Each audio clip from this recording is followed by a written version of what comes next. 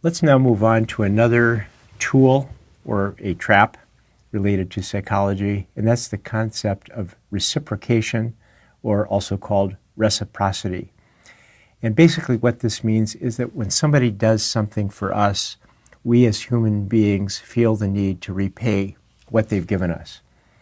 According to anthropologist Richard Leakey, this is what really makes us human and separates us from other forms of animal life. When we first began to share food, to share tools, and to reciprocate with each other. Now, reciprocity is a tool that's especially useful in negotiation. And let me give you a personal example of reciprocity in a negotiation I was involved in India a few years ago. One of my former students invited me to participate in his wedding in Mumbai. So I flew out for the wedding and had a wonderful time participating in the wedding, but then had a couple of extra days to explore the city following the wedding. So one afternoon, I visited a beautiful area in Mumbai called the Hanging Gardens, a wonderful park. And as I approached the Hanging Gardens, a young girl who looked like she was probably 7 or 8 years old and perhaps lived on the street walked up to me and offered to sell me a fan made out of peacock feathers. I said, absolutely not interested. So I then started to walk into the park, and as I walked into the park, she followed me, and as she followed me, she described various features of the park. She described the vegetation, the topiary, some buildings, the history of the park. In effect, she gave me a wonderful guided tour. Guess what I walked out of the park holding? A peacock fan. She may have been young, she may have lived on the street, but she was very smart, and she understood that if she did something good for me, I would feel the need to reciprocate. This is something that's very useful in negotiation where there are many issues involved and where, for example, there's an issue that's important to the other side that maybe is less important to you. When you give in on that issue, then often they will feel the need to reciprocate and give in on another issue that's more important to you.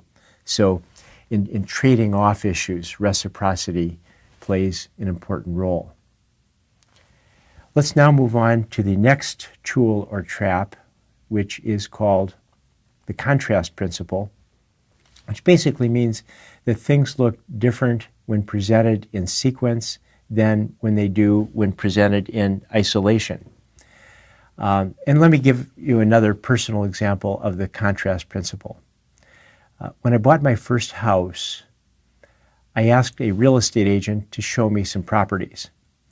So she first took me to a house that was probably the ugliest house I've ever seen. It was very run down, needed a lot of work, and it had a huge price. And I said, absolutely not interested.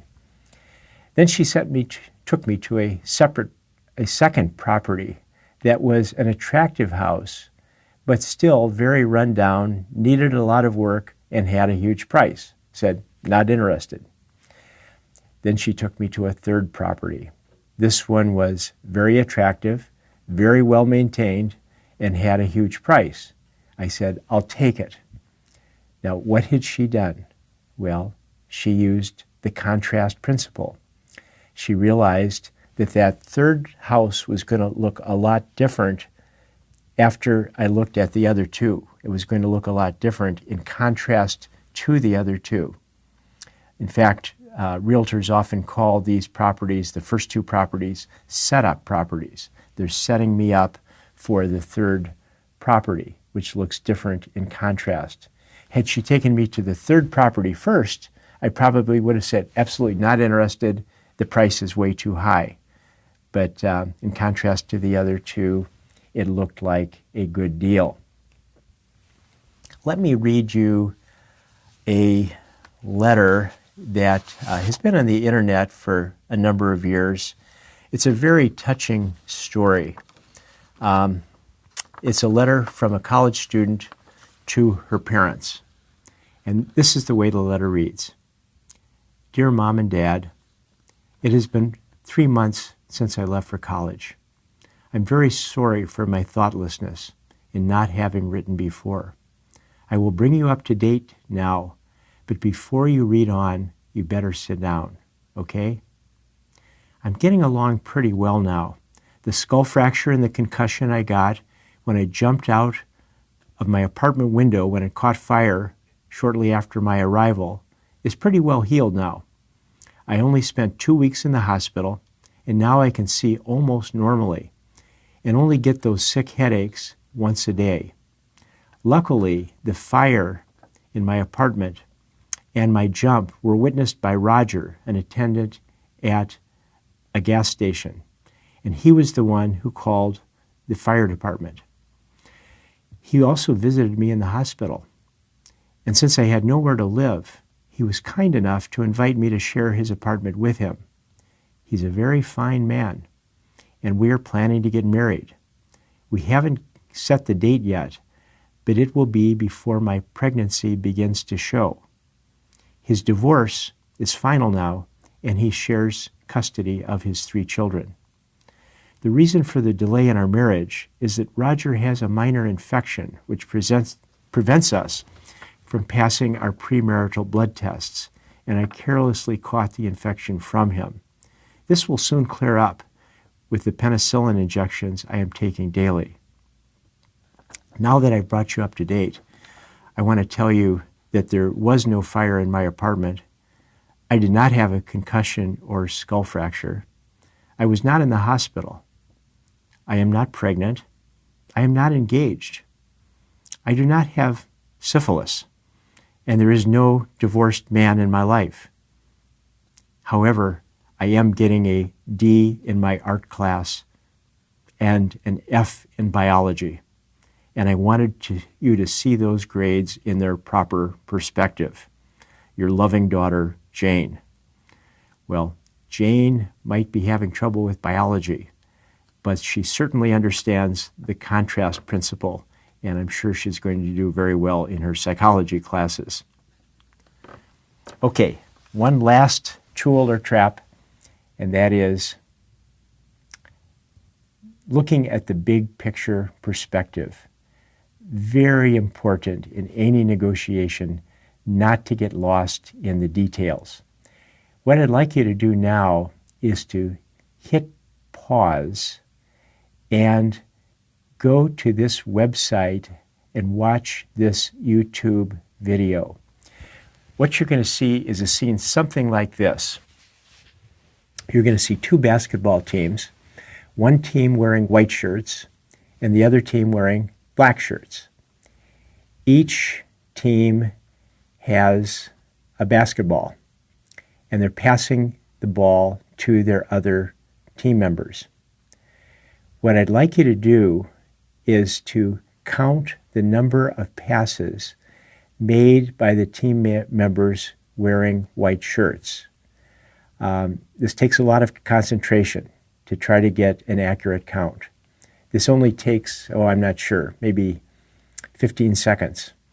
So please stop, go to this website, watch the video, and see if you can answer the question correctly. How many passes made by the team members wearing white shirts? And what you'll find out when you finish is an illustration of the importance of not getting lost in the details and taking a look at the big picture. This was very well put recently by a lawyer. She's actually a Canadian lawyer working for the International Air Transport Association.